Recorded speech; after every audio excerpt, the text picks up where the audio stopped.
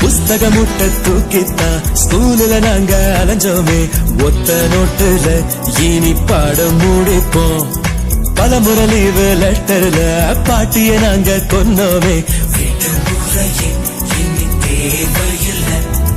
Uniform போடும் தொல்லை இல்ல, சொத்து முட்டை தூக்க தேவையில்ல.